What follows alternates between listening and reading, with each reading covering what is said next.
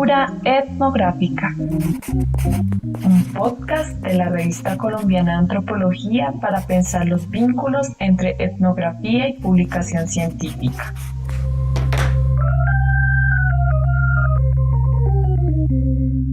Buenos días a todas y a todos nuestros etnoescuchas. Sean bienvenidos y bienvenidas a nuestro segundo episodio de Escritura etnográfica, un podcast en el que nos preguntamos por la relación entre la estética de la escritura etnográfica y los requisitos formales de la publicación de artículos científicos. En estos encuentros nos interesa acercarnos al papel de la improvisación, al papel de la sorpresa en la escritura etnográfica, a los retos de la escritura de artículos científicos para revistas especializadas, pero sobre todo a los caminos que unen y separan estas dos experiencias de escritura. Mi nombre es Vladimir Caraballo Acuña, soy el editor de la revista colombiana de Antropología. El día de hoy tenemos a un invitado muy especial por, debo decirlo, su versatilidad. Santiago Martínez Medina. Hola Santiago y muchas gracias por haber aceptado nuestra invitación. Hola Vladimir, bueno, muy buenos días para todos los etnoescuchas. Un gustazo pues poder estar aquí. Muchas gracias por la invitación. Creo que pues la revista colombiana de Antropología pues es un escenario en el que siempre hemos encontrado pues un espacio creativo y riguroso, así que me siento muy honrado de ser parte de los autores invitados a este podcast. No, Santiago, muchas gracias a ti, de verdad es un gusto tenerte. Ya van a ver nuestros etnoescuchas a qué me refiero con versátil al referirme a Santiago. Santiago es doctor médico de la Universidad Nacional de Colombia y magíster y doctor en antropología de la Universidad de los Andes, también en Colombia. Su tesis doctoral fue titulada El cuerpo, tú me corriges Santiago si está mal, el cuerpo en anatomización, práctica, materialidad y experiencia en el anfiteatro médico contemporáneo. Ahora hablaremos un poco de ella y sobre todo de una primicia que tenemos en este episodio y es el próximo lanzamiento del libro producto de esta investigación de Santiago, pero además de este recorrido de su tránsito entre la medicina y la antropología, Santiago fue por un tiempo editor de la revista de Antropología y Arqueología Antípoda de la Universidad de los Andes y desde hace un tiempo investigador del Instituto de Investigación de Recursos Biológicos Alexander von Humboldt.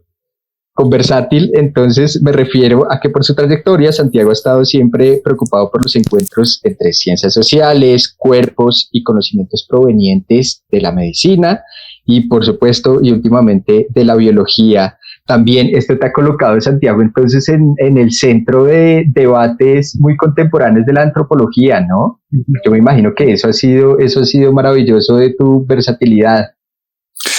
Sí, realmente creo que también como un poco en el recorrido en el que tú también estás presentando, pues creo que es importante también pues señalar de alguna manera pues una primera trayectoria por decirlo de alguna manera en el campo de la antropología médica y un cierto tipo de antropología médica muy simbólica, muy interpretativa.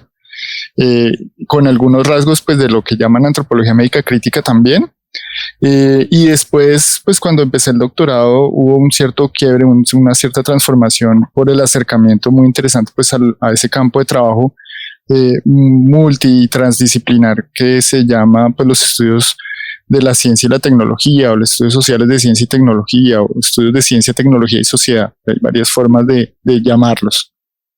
Pero sí, claramente, pues bueno, por ese lado hay muchas confluencias,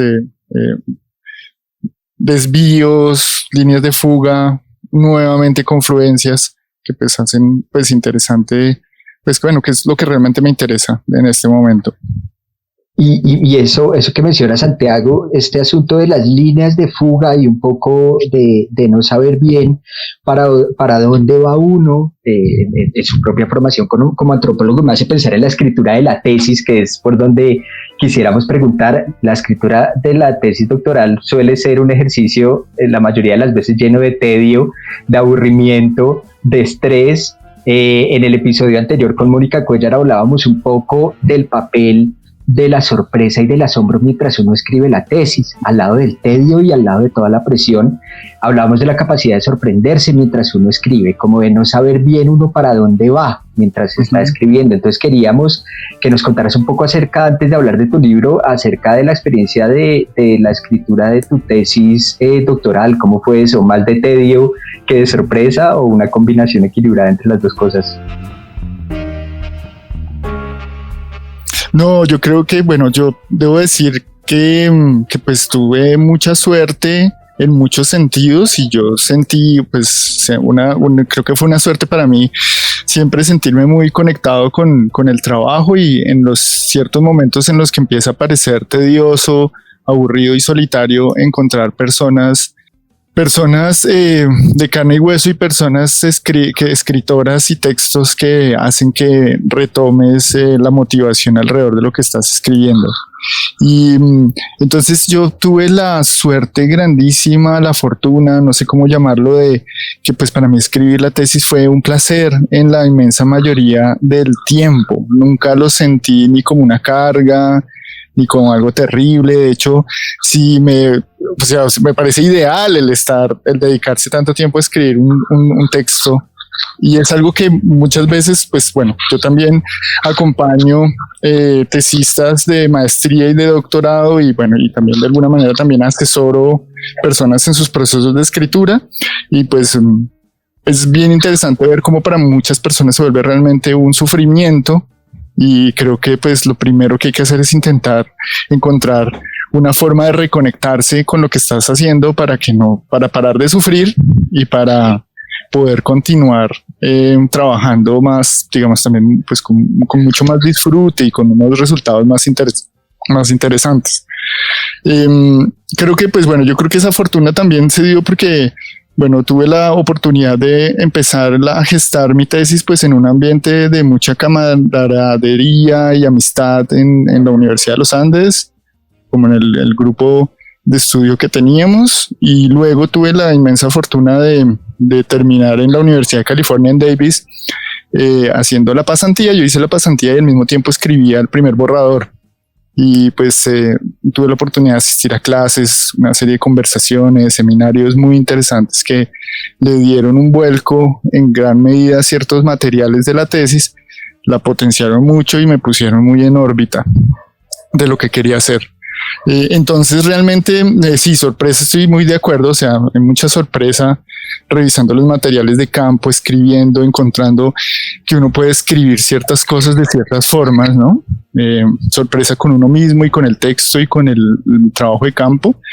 Y yo también recuerdo momentos de verdadera euforia durante la escritura, que es difícil que pase, digamos, no es tan fácil, pero creo que pues en esa época tenía una vida muy yo parecía como un monje. Entonces tenía como mi habitación, solamente iba a clase y me levantaba todos los días a escribir hasta por la tarde. Pero sí había días en que todo fluía de una manera tal que yo me sintiera muy feliz. Era un asunto como eufórico, pero eufórico un poco maníaco. O sea, era algo extraño. Pero realmente no creo que sea fácil que eso suceda, pero sí hay que buscarlo. ¿Y tú crees? Es que yo estoy de acuerdo contigo. Esos momentos de euforia son pocos, pero efectivamente ocurren, y yo no sé si haya fórmulas para producirlos. ¿Tú recuerdas algún momento de euforia particular? Mónica en el episodio pasado nos contaba acerca de una canción que escuchó en su casa, una canción de Jorge Velosa y La Carranga, y haber escuchado esa canción, que fue algo que ella no tenía planeado, que ni siquiera la puso ella, sino la puso su compañero, le generó efectivamente un momento de euforia y se convirtió en un disparador para continuar la escritura de su tesis. ¿Tú recuerdas un momento que te haya generado una sorpresa particular o una euforia particular? No, creo que fueron muchos. Estos momentos de euforia a los que te refiero son o sea, ocurren en la escritura, pero ocurren también en la lectura cuando uno está escribiendo. Tal vez más adelante pueda un poco explicar un poco más al respecto, pero me parece que una cosa que uno tiene que intentar hacer es ser un lector que escribe, o como leer escribiendo y escribir leyendo también, ¿no? Entonces, pues recuerdo mucho en el momento uno realmente comprende su material solamente cuando está escribiendo, ¿no? Es una cosa que también es importante decirlo, ¿no? Uno no puede esperar a escribir, tener como claro lo que uno va a escribir. No es tan simple, es un proceso mucho más orgánico. Entonces, pues uno escribe varias veces lo mismo, y poco a poco va emergiendo algo que muchas veces pues produce muchísima felicidad. Entonces creo que fueron muchos casos, y muchas de esas emergencias pues ocurrían en momentos en los que paraba para caminar o para hacer otra cosa, o simplemente leyendo otros autores, y había como un clic, esa sensación de clic, de que hace algo, de que algo encaja, que solamente es el producto del trabajo, porque no es ni mucho menos una suerte. Parece que sucedería innatamente, pero realmente es un proceso pues de producción muy detallado y muy lento, pero cuando se produce pues da mucho placer. Sí, de acuerdo. Y eso me hace pensar, Santiago, entonces en el tránsito entre la tesis y el libro. Esto es un lugar de debate, ¿no? Entre los recientemente doctorados, y es la pregunta de si vale la pena convertir la tesis en un libro. ¿Tú tuviste ese dilema? No, yo desde el principio, desde que estaba escribiendo la tesis, imaginaba que de ser publicada, pues bueno, imaginaba diferentes maneras como de publicarla. Pero pues siempre pensé que la forma ideal era en formato de libro. Yo creo que el libro todavía es muy importante para los etnógrafos, porque pues el libro es un medio que permite una elaboración distinta a la de los artículos, por más que sean varios artículos, o por más que sea una cadena de artículos, o que los artículos sean pensados y hechos en relación unos con otros.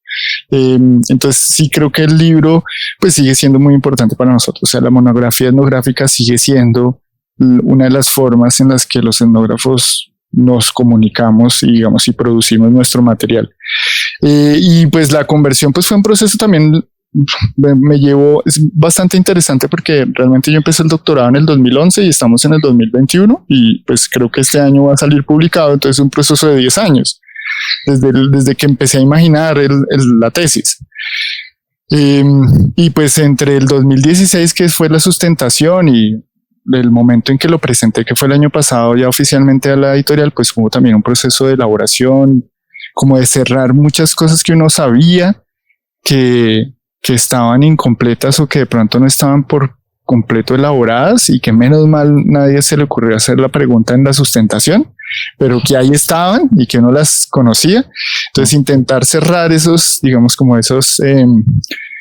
puntadas que todavía quedaban por terminar, e intentar darle como una figuración un tanto distinta, ¿no? Pero pues mi tesis, yo tuve la gran fortuna pues de trabajar con el profesor Carlos Alberto Uribe, que fue mi tutor, y pues con él siempre nos quedó claro que íbamos a hacer un texto que ojalá tuviera como que tuviera un formato que no necesariamente fuera el formato súper tradicional de las tesis. Entonces, por ejemplo, mi tesis no tiene un capítulo de marco teórico como tal, y no lo tiene porque pues desde un punto de vista etnográfico pensábamos que la tesis tenía que ser etnográfica desde el principio, es decir, empírica desde el principio, y no lo tiene porque pues hacer etnografía es, como de pronto lo podemos hablar más adelante, pues hacer un material que es tanto empírico como conceptual siempre.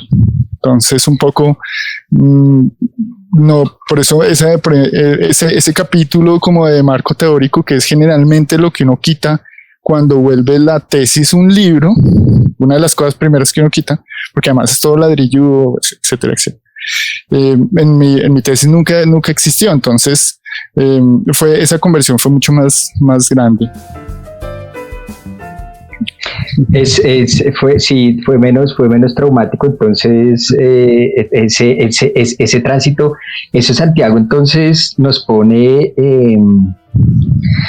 sobre la mesa una de las grandes preguntas que tenemos en este podcast, y es si es que acaso existe algo como la escritura etnográfica, como un género narrativo. ¿Crees tú que la escritura etnográfica entonces tiene o debería tener ciertas características particulares? ¿En qué consiste este asunto de escribir etnográficamente para ti? Sí, pues mira, yo pienso que la escritura etnográfica tiene varias implicaciones, ¿no? La primera es que, pues, si uno se pone a analizar esta larga tradición de la etnografía, esta larga tradición tiene una relación muy particular con el estilo de escritura, es decir, la etnografía uno también la puede pensar como un estilo de escritura, ¿no? Y en forma muy interesante, gran parte de la historia de la etnografía, muchos de sus debates éticos, políticos y también académicos, así como de sus corrientes, tienen también, o se pueden también como pensar como debates alrededor de la escritura, que eso es muy particular además de la etnografía. Entonces son asuntos de estilo, si se puede decir así, y creo que ese también, o sea, decir que también son asuntos de estilo, también se puede reversar, es decir, uno también puede decir que esta es una característica de la etnografía, que es un asunto de estilo, pero que el estilo no es solamente estilo en la etnografía. No sé si me voy a entender. Es decir, y creo que eso me lleva hacia lo que pienso caracteriza la escritura etnográfica, o pues por lo menos la escritura etnográfica que me gusta y que me interesa, que es aquella que se toma muy en serio su tarea conceptual al mismo tiempo que su tarea descriptiva, por ponerlo en un término bastante convencional. Entonces la escritura etnográfica es aquella que hace imposible una separación entre estilo y conceptualización, por ponerlo de alguna forma. Entonces se trata por ende de elaborar una descripción que también elabore una teorización del mundo. Entonces, ¿cómo reconoce una etnografía? Yo creo que yo la reconozco, este tipo de etnografía en particular, cuando no es posible separar lo conceptual de lo empírico en la elaboración del escrito, ¿no? Entonces, creo que eso es difícil de lograr. Yo, por ejemplo, como te decía, doy clases de etnografía, evalúo muchas tesis con frecuencia, asesoro escritura, asesoro pues procesos de escritura, y además fui editor de una revista de antropología. Veo que es fácil ver dos tipos como de problemas. Hay un problema, hay muchos estudiantes cuyo comentario de sus lectores es que, por ejemplo, que son excesivamente descriptivos o excesivamente literarios, ¿cierto? Y pues creo que ese problema en particular no se resuelve como controlando la literalidad, sino al revés, intentando fortalecer el material analítico. ¿Para qué? Para lograr una cosa que a veces no es tan clara, y es la separación de la etnografía de otros géneros mucho más descriptivos, como la crónica, por ejemplo. Uh-huh. Es decir, la etnografía, el etnógrafo siempre tiene que estar haciendo, me parece a mí, algún tipo de conceptualización, siempre está relacionándose con la teoría social. Hay otro problema que es como el contrario, es cuando uno encuentra grandes apartados como viñetas y unas teorizaciones súper pesadas que como que no se conectan, ¿no? Entonces, por ese camino uno encuentra otro asunto que también es bastante frecuente, y es que hay gente que le hace el trabajo de campo a otros autores, ¿sí? Entonces son como teorizaciones súper estructuradas y súper grandes que caen como en paracaídas, por decirlo de alguna manera, en el texto. Y entonces, pues uno siente que lo que está haciendo el autor es llenando de trabajo empírico la teoría de alguien más y la conceptualización de alguien más. Entonces, lo que hay que hacer es como lograr una especie de balance entre ambas cosas, y creo que eso es difícil, ¿no? Y muchas veces lo logramos y otras veces no. Muchas veces vamos hacia un lado, muchas veces no, hacia el otro. Pero yo creo que ese es precisamente, o así lo pienso yo, pues ese es precisamente el reto de lo que estamos haciendo cuando escribimos etnografía. Sí. Déjame preguntarte una cosa específica. Cuando dices estilo, sí. Cuando dices estilo, ¿te refieres a este balance a este balance entre lo empírico y lo teórico, o cuando dices estilo te refieres a algo más estético, digamos? Sí, no, porque ahorita que lo mencioné me refería a algo mucho más estético, sí, mucho más de literario. Es decir, el problema del escritor es cómo escribo esto, ¿no? ¿Cómo hago para hacer esta descripción, o cómo logro para escribir y comunicar lo que quiero. Y creo que ese es un problema. Una de las cosas más bellas de la etnografía es que ese es un problema del etnógrafo, y creo que es una de las cosas que a mí personalmente me gustan más en particular de la antropología, y es que nosotros tenemos problemas analíticos que al mismo tiempo son problemas de escritura. Entonces yo puedo decir, bueno, ¿cómo hago para poder explicar esto? Pero poder explicar esto pasa por cómo hago para escribirlo. Y si me preguntas como hacia dónde me gustaría un poco mover la escritura, en mi caso en particular, es pues llegar a un día en que la situación etnográfica obligara de alguna manera a un tipo de escritura también, que pues creo que así es en las etnografías, por lo menos en las que más me interesan y en las que más me gustan. Y eso hace pues que el escritor etnográfico tenga que variar, tiene que ser distinto dependiendo pues también del campo y de la relación con el campo empírico que está trabajando. Es decir, ¿crees que hay cierta labor mimética? Entonces, digamos, mimética quiere decir tu escritura debe parecerse un poco a aquello de los que estás escribiendo. Si estás escribiendo sobre el cuerpo en la medicina, eso implicaría un tipo de escritura particular. Si estás escribiendo sobre episodios violentos en algún municipio de Colombia, eso implicaría un tipo de escritura particular. O si estás haciendo etnografía de la burocracia, por ejemplo, eso implicaría un tipo de escritura particular. Sí, no sé si mimético sea la palabra que estoy pensando, pero sí creo que sí estamos de acuerdo en que desde este punto de vista, en la medida en que lo empírico tiene que volverse parte como de la conceptualización, entonces tiene que volverse parte nuevamente del estilo, si entendemos por estilo, pues este asunto literario formal, pero también del material analítico, es decir, y retomando tus palabras, si voy a hacer sobre el cuerpo, pues no solamente la escritura tiene que tener esa forma, sino también tiene que tener esa forma para un análisis que tenga esa forma, y así sucesivamente, ¿no? En la medida en que uno pueda elaborar y hacer más, digamos, más fluida esa relación entre lo empírico y lo conceptual, creo que el resultado en términos etnográficos va a ser mucho más interesante para el lector. Va a evitar que uno haga elaboraciones desde cualquier lugar, que me parece que es un asunto político, ético y etnográfico muy relevante, ¿cierto? Y pues bueno, iba a lograr producir ese efecto tan particular que tiene la escritura etnográfica de hacer cosas como llevar al lector a unas ciertas conclusiones muy de la mano, muy, digamos, como muy en compañía en ese proceso de escribir, que también es un proceso de pensar con el lector, ¿no? O con el que el lector quiere pensar con uno.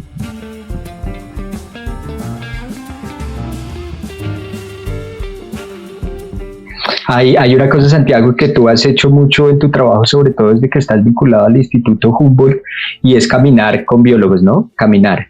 Y una de las preguntas de la que habíamos hablado anteriormente era, que quizá es una pregunta un poco excéntrica, es si el caminar, el acto mismo de caminar, a propósito de todo lo que estás diciendo, se parece en algo a la escritura etnográfica. ¿Hay algo parecido entre las dos cosas? Sí, yo creo que hay muchos vínculos y en muchos sentidos. Bueno, primero un vínculo muy, muy material, o sea, muy práctico, y es que, pues, si me preguntan también por una recomendación, pues yo les recomendaría también algo así como escribir caminando, ¿no? Caminar es un excelente ejercicio. Cuando uno está escribiendo y ahí se siente trabado o abrumado, lo que sea, siempre es muy bueno parar e intentar escribir sin escribir, o sea, como por ejemplo darse un paseo, caminar, digamos que eso en la tradición occidental también es bastante común. Digamos, la relación entre la creatividad y el caminar, pero en términos, digamos, como también epistemológicos, si se quiere, hay una relación que me parece muy bonita en lo que me estás preguntando, y es que pues los biólogos caminando, los científicos naturales necesitan caminar para encontrar los diferentes especímenes o los diferentes datos que necesitan para hacer su investigación. Los etnógrafos hacemos lo mismo, digamos, la etnografía, bueno, pues hoy es muy difícil hablar de etnografía en general porque pues como decíamos, cada campo implica unas ciertas prácticas, ¿no? Entonces pues las etnografías digitales me imagino que tienen otro tipo de prácticas corporales, pero pues cuando uno está haciendo trabajo de campo es muy común que camine con alguien, ¿no? Uh-huh.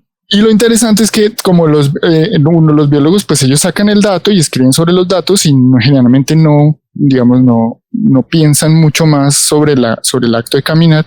Los etnógrafos tampoco es que pensemos mucho más sobre el acto de caminar con las personas con las que trabajamos. Y lo interesante es que ese es una especie de ocultamiento que puede llegar a que el lector tampoco entienda muy bien cómo llegamos a los datos, ¿sí? Porque por lo menos el biólogo señala generalmente en mapas cuál fue su trayectoria como para decir dónde recogió los datos. Nosotros no necesariamente. Entonces, me parece que uno podría plantearse una escritura que sea como un caminar en el sentido de ir con el lector paso a paso, viendo ese registro empírico y encontrando una serie de materiales que interesa analizar y procediendo de esa forma en el análisis. Y me parece que es un efecto que tienen ciertas etnografías que vale mucho la pena intentar, porque digamos que también porque eso genera que el lector cuando se encuentra con las conclusiones que tú estás elaborando no sienta que las conclusiones salieron de ninguna parte, sino que él entienda cuál fue el proceso que te llevó a llegar a esas conclusiones, y además eso le da la posibilidad al lector de estar de acuerdo o en desacuerdo contigo. No tienes que creerle por el solo hecho de que el autor estuvo, de que el etnógrafo estuvo en el campo, sino le crees por el haber estado en el campo y por la elaboración que nos muestra, ¿no? Hay muchas etnografías. Una de las cosas más bellas de las etnografías más clásicas es que uno puede cogerlas, leerlas y no estar de acuerdo con lo que está diciendo, conceptualizando el autor, y aún así sacarles un jugo fantástico. Y creo que eso se logra es porque pues hay ciertos etnógrafos que tienen muy claro que la necesidad de paso a paso hablar y mostrarle al lector como pues cuál ha sido el camino para llegar a esas conclusiones. Ajá. Se parece un poco la escritura etnográfica a caminar, si pensamos el caminar siempre como lo hablábamos al inicio, un asunto sorpresivo siempre, es decir, los caminos no siempre están orientados a conectar un punto A con un punto B de una manera mecánica, sino lo que pasa en medio del punto A y el punto B suele ser o asombroso o sorpresivo, o usualmente no sabes bien para dónde vas mientras caminas, y en la escritura etnográfica puede pasar un poco eso también, no sabes bien a dónde vas a llegar, y un poco consiste escribir en irte dejando sorprender y ver qué vas haciendo con esas sorpresas que te vas encontrando mientras caminas. Sí, también tienes, por ejemplo, esto también pasa con los anatomistas en el cuerpo, cuando recorren el cuerpo con sus pinzas, con sus dedos o con el bisturí frente a los estudiantes. Ellos lo que están es mostrándoles recorridos, y mostrar el recorrido, además de permitir la emergencia de esos datos o de ese material empírico también como un recorrido, permite otras muchas cosas. Y por ejemplo, en un anfiteatro como en un bosque, acompañando biólogos, por ejemplo, a mirar aves, hay una cosa, y es que pues al mismo tiempo que estás caminando con ellos, ellos te van señalando. El hecho de que te vayan señalando te va también ajustando de alguna manera la atención para lo que sea que tú quieres registrar en ese bosque en particular. Y creo que los etnógrafos también podemos hacer eso en la escritura, pero tendríamos que escribir caminando, y tendríamos que tener lectores que sean capaces de leer caminando también, sin que sea un asunto peligroso. Es decir, leer caminando es sentados pero caminando. Es decir, por ejemplo, yo les recomiendo mucho a los estudiantes que escriban en voz alta, ¿sí? Es decir, que escriban y léanse, y que ojalá actúen o algo así lo que están escribiendo para ver cómo escribieron, ¿no? Y otra recomendación sería leer con las manos, muy en el ejercicio pues que tienen las personas que tienen alguna discapacidad visual. La lectura del braille es una cosa muy interesante porque es una lectura palabra por palabra sobre una superficie. Uno hace lo mismo con los ojos, pero no con esa misma lentitud y con ese mismo cuidado. Si uno pudiera leer a los autores que le interesan así despacito, tocando y no solamente mirando las palabras, creo que aprenderíamos solamente lo que están diciendo, sino también sobre escritura, y aprendería pues sobre el camino que ellos recorrieron. Entonces yo también les recomiendo esas dos cosas: escribir en voz alta y leer con las manos, aunque no esté bien de la visión. Y bueno, eso es porque desde la tesis me gustan mucho esas transposiciones como sensoriales. Me parece que son muy útiles para repensar los sentidos, de hecho. Nos acabas de dar algo que seguramente nuestros escuchas valorarán muchísimo, y es una relación entre 4 cosas interesantísimas: caminar, construir cuerpo, escribir etnografía y leer braille. Yo creo que de ese paquetico podremos sacar un montón de cosas de aquí en adelante. Santiago, queríamos que nos leyeras un fragmento de tu próxima publicación. No sé si tengas por ahí algo que quisieras ofrecernos como una especie de adelanto o de primicia de tu libro. Sí, voy a simplemente leer un par de párrafos. Eso está en un prefacio, digamos que es el texto arranca con una reflexión que muestra el punto de partida de todo el proceso de la tesis y el libro posterior. Así es que pues simplemente voy a leer 2 párrafos y pues espero que sea de su interés. Entonces leo. El procedimiento traduce escuaje a un orden que para mí era más cierto, siempre desde un lugar donde yo sé más que la sobandera, en una maniobra que además valida lo que ellas hacen en el marco de mi propia verdad. Claro, podía decir, el SOBA mejora el peristaltismo intestinal y alivia los síntomas agudos de la infección. A la larga, pensaba, no importa mucho lo que haga la sobandera con tal que los niños lleguen a los servicios de salud y reciban el manejo indicado. Sin embargo, más allá de la coherencia sistemática del cuadro, lo acertado de mi traducción, me encontré con que había algo que me incomodaba. Resulta que estas mujeres de tanto en tanto me llevaban a sobar niños. Doña Isabel, doña Mercedes, mi querida amiga Nelsie, ponían mis manos sobre los abdómenes vueltos del cuajo y me decían que tocara y escuchara. El resultado de tal procedimiento es aún incierto para mí, ya que a pesar de haberlo intentado, nunca he podido palpar o escuchar el cuajo volteado. Por el contrario, yo palpaba la dureza o no del abdomen, la defensa de los músculos del niño ante la presión de mis dedos. Palpaba el contorno del hígado, identificaba si había unos signos de irritación peritoneal, intentaba encontrar zonas de dolor, masas o discontinuidades de la pared abdominal. Escuchaba solo la fricción de las manos sobre el abdomen, tal vez el sonido de los intestinos moviéndose. Palpaba y escuchaba como me enseñaron a hacerlo, aquello que me habían enseñado a sentir en la carrera de medicina.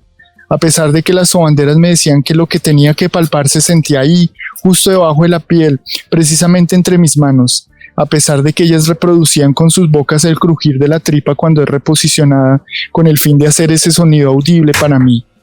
Y ellas no eran mentirosas, y los niños efectivamente se mejoraban después de sus sobos, pues muchos casos que pude seguir con el tiempo me confirmaban la remisión de los síntomas.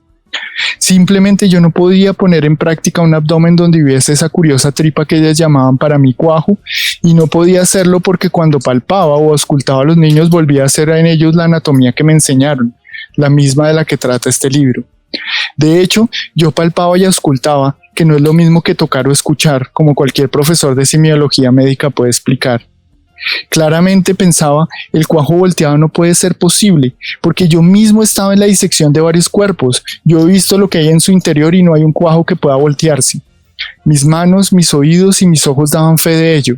Por el contrario, lo que los niños tenían era hígado, vaso, asas intestinales, gas, peritoneo, entre otros, revelados por las maniobras con las que yo tocaba sus abdómenes en una forma de tocar y escuchar profundamente enredada con el anfiteatro. Tenían todo eso, pero nunca cuajo volteado, una imposibilidad para mí, particularmente para mis manos y mis oídos, que parecen no entender del illness, que parecen no dar ningún tipo de cohesión de concesión a la interpretación. Ellas, mis manos, tocan lo sólido, lo húmedo, lo blando, tocan resistencias, tocan músculos y órganos. Tocan siempre algo y al tocarlo dan a ese algo la calidad de materia sólida, húmeda, blanda, resistente, muscular y orgánica. tocan, pero no tocan cuajo volteado, no esa tripa que desubicada y sin tocarlo mis manos no pueden reposicionarlo. Wow, fantástico. Ustedes nuestros escuchas no pueden ver a Santiago mientras lee, pero muy coherentemente con todo lo que nos ha mostrado, mueve un montón las manos, mueve los brazos, las cejas, la cabeza, etcétera. Entonces, bueno, para quedarnos con la idea de que de toda la complejidad que implica la escritura, ¿cómo se va a llamar el libro, Santiago, y cuándo estaba planeado el lanzamiento? Bueno, todavía no tenemos una fecha clara de lanzamiento. Yo esperaría, en este momento estamos en el proceso como de revisión de la diagramación, que ya pues tengo que terminarla, ojalá para esta semana. El libro se llama Anatomización, una disección etnográfica de los cuerpos. Y pues propone pues esa conversación. Una de las cosas que hice, como que le dediqué con mucha más fuerza con respecto a la tesis, es elaborar un poco más esa relación con estos otros materiales que provienen de un proyecto anterior, que se tratan sobre pues esta enfermedad o esta dolencia muy común en los niños colombianos, especialmente en el altiplano cundiboyacense, que se llama el descoaje o el vuelto del cuajo, que propone pues una anatomía que no es exactamente la anatomía médica. Entonces un poco lo que hice fue fortalecer muchísimo esa relación, y pues de todas maneras pues es un texto que también es una etnografía del anfiteatro. Es decir, me interesa mucho en ese libro, pues me interesa mucho mostrar cómo emerge la anatomía en la práctica del anfiteatro entre los estudiantes, los profesores, las pinzas, los libros, las ilustraciones, etcétera, etcétera. Fantástico. Bueno, pues entonces estaremos atentos al lanzamiento del libro y queremos entonces terminar, Santiago, con una sección que nos gusta mucho y que hemos decidido llamar recomendados etnográficos. En esta sección invitamos a nuestros invitados e invitadas a que nos recomienden un texto etnográfico que les haya parecido particularmente sugerente, y además a que nos lean entonces un pequeño fragmento. Así que, Santiago, cuéntanos qué nos trajiste. Bueno, te cuento, pues rápidamente me gustaría hacer un par de recomendaciones. Digamos, hay muchos textos bien tradicionales en etnografía que me gustan mucho y con los que usualmente enseño. Por ejemplo, creo que todavía el libro de Tausig de chamanismo en Colombia es un libro que hay que leer, digamos, también en términos de escritura etnográfica, es absolutamente extraordinario.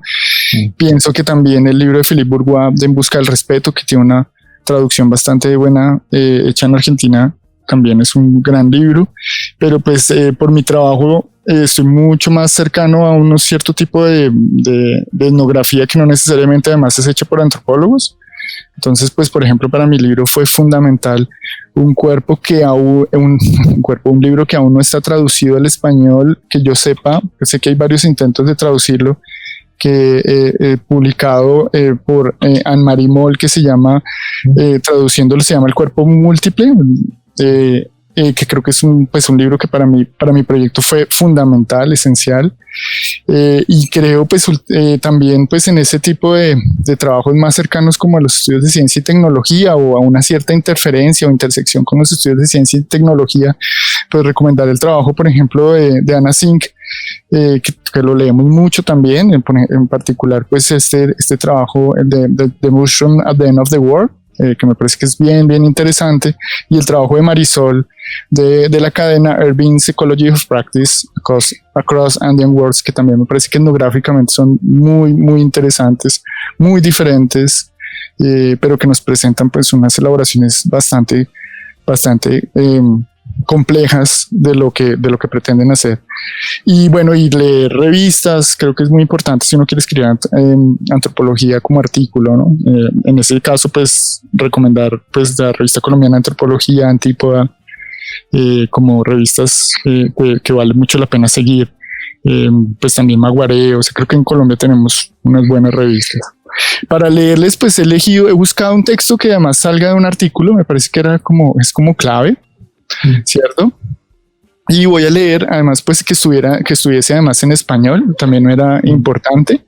Y pues les voy a leer un fragmento de un texto que es de un profe brasilero que se llama Márcio Goldman. Espérame un segundo que no se me pierda desde donde voy a leer.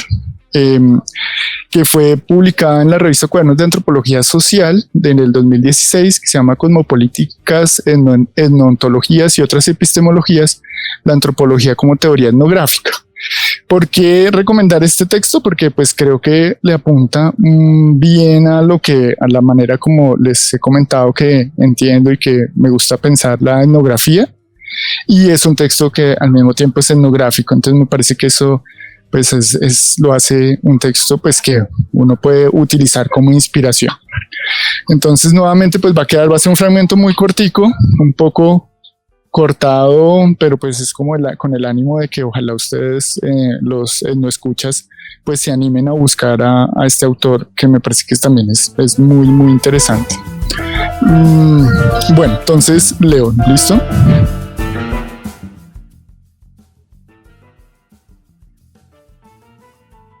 Enseguida, el espíritu advirtió que el anuncio no era el que todos estaban pensando y que lo importante era hacer las paces. Todos permanecieron por un largo tiempo en silencio hasta que, no sé por qué, pedí la palabra. Dije que todos habían presenciado cosas muy fuertes ahí. Nuevamente insistí en que se trataba de un momento de reflexión para poder luego volver a conversar sobre el asunto. Después de unos minutos de silencio, alguien propuso un rezo para cerrar la reunión. Ya estaba yo de nuevo creyendo que la reunión iba a acabar cuando la divinidad principal de la Madre de Santo la poseyó de un modo más suave que lo que yo había presenciado en otras ocasiones. Ella continuó cantando hasta que la divinidad principal de su hijo, el que había entregado el cargo, también lo poseyó. Todos lo reverenciamos y pedimos su bendición. Después de todos los saludos, la divinidad del hijo se dirigió a la de la madre para reverenciarla. No sé bien cómo lo consiguió, pero el hijo estaba sosteniendo en una de sus manos una especie de raqueta de madera que generalmente está colgada en una de las paredes y que en ese mismo día el hijo había fijado encima de los tambores. El hijo me explicó que eso debía funcionar como símbolo de la disciplina en el candomblé. Después de los saludos, la divinidad del hijo le entregó la raqueta a la de la madre, quien la rechazó tajantemente. Él entonces se arrodilló y, apoyándose en una de sus manos, usó la otra para golpear violentamente 3 veces la mano en la que se apoyaba. La raqueta solo fue retirada de sus manos con la intervención de las personas que habían corrido al darse cuenta de lo que estaba a punto de suceder. Sin embargo, antes de levantarse, él golpeó 3 veces más el piso con ambas manos de forma muy violenta. En ese momento, la madre, aún poseída por su divinidad principal, pasó a ser poseída por su cabocla, un espíritu indígena muy común en los candomblés de la nación Angola. Del mismo modo, su hijo pasó a ser poseído por uno de los otros espíritus con los que se entra a veces en trance. Fue ese espíritu, siempre juguetón, que anunció: «Basta con la tristeza, que venga la fiesta». Al mismo tiempo, percibí que la cabocla pedía algo a alguien. Inmediatamente, las sillas y ventiladores que estaban en medio de la sala fueron retirados. Los tambores fueron descubiertos y comenzó una fiesta religiosa que duró todo el día. Meditando acerca de lo acontecido, lo que más me impresiona de este episodio es mi dificultad para lidiar con él. ¿Por qué imaginé ser capaz de hacer terminar esa reunión que yo simplemente no podía soportar? ¿Por qué imaginé en varios momentos que estaba a punto de acabar? ¿De dónde venía, en fin, mi profundo malestar con la situación, así como la dificultad para entender lo que estaba ocurriendo realmente? Es cierto que hay razones psicológicas y hasta físicas para mi reacción. Como les conté, el calor era insoportable. Fuera de eso, nunca es agradable para un antropólogo que pretende relacionarse bien con todos los, comillas, nativos, percibir que estos son como todo el mundo, al mismo tiempo parecidos y diferentes entre sí, listos para entrar en las disputas más violentas en torno a los temas que nosotros pueden considerar banales. Creo, entre tanto, que mi malestar y sobre todo mi falta de comprensión provenían más bien de lo que llamaría la naturaleza política de mi propia posición. Digo política en el sentido más clásico del término, es decir, aquel que asume como premisa que situaciones como la que yo estaba presenciando se reducen a disputas entre seres humanos como yo y que por lo tanto cualquier divergencia puede ser resuelta y superada a través del libre debate y de acuerdos y pactos. Es por esto que la hipótesis levantada por algunos de que en el fondo lo que estaba en juego era la disputa por las presidencias de la Asociación Civil del Terreiro y del grupo de carnaval ligado a él me agradaba tanto. Es por eso que yo pensaba que mis llamados al buen sentido servirían para alguna cosa. Y en efecto, como el desenvolvimiento de los hechos me lo recordó del modo más directo posible, un terreiro de candomblé no es un espacio político en el sentido en que los griegos inventaron esa noción. Es decir, no es un espacio exclusivamente humano en el que seres supuestamente racionales se enfrentan entre sí. Un terreiro está repleto de otros seres y de otras fuerzas que intervienen, aunque el antropólogo no lo quiera. Pues bien, del mismo modo que al definir el espacio político, los griegos no solo excluyeron de este mujeres, niños, esclavos y extranjeros, sino también las fuerzas naturales y los seres sobrenaturales, creo que al delimitar el campo de sus investigaciones y explicaciones, la antropología excluyó buena parte de aquello que constituye el mundo para la mayor parte de los pueblos a los que estudia. Como escribió quien es probablemente el mayor etnógrafo de todos los tiempos, comillas, los brujos, del modo que los Asande los conciben, no pueden existir. Pues, y esa es una cita de Evans Pritchard. Y creo que dejo por ahí.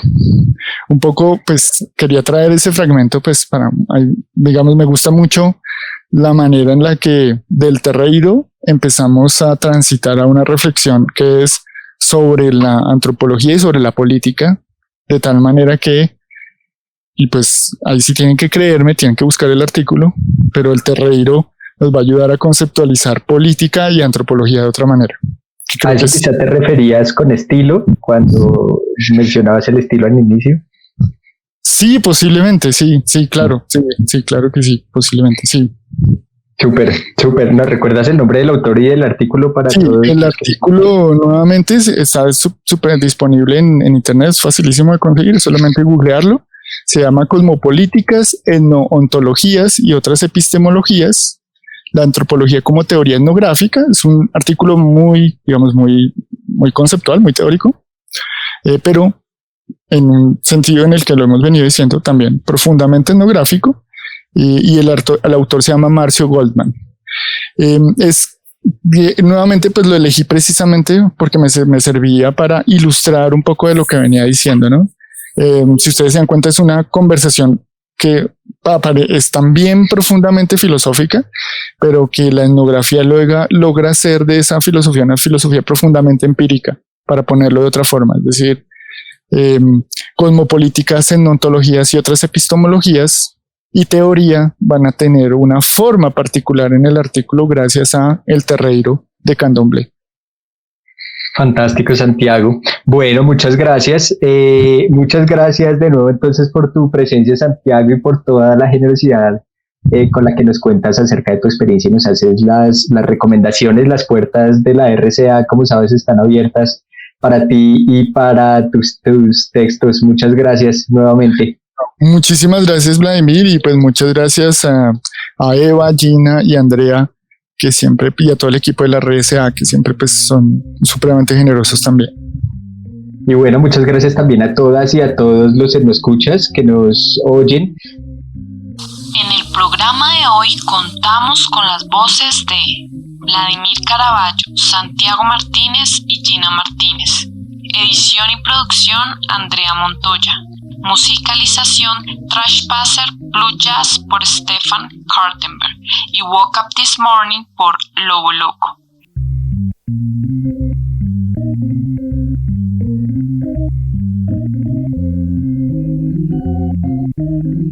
Muchas gracias a todas y todos los etnoescuchas por sintonizarnos. Nos vemos en un próximo episodio de Escritura Etnográfica. Este podcast es realizado por la Revista Colombiana de Antropología del Instituto Colombiano de Antropología e Historia.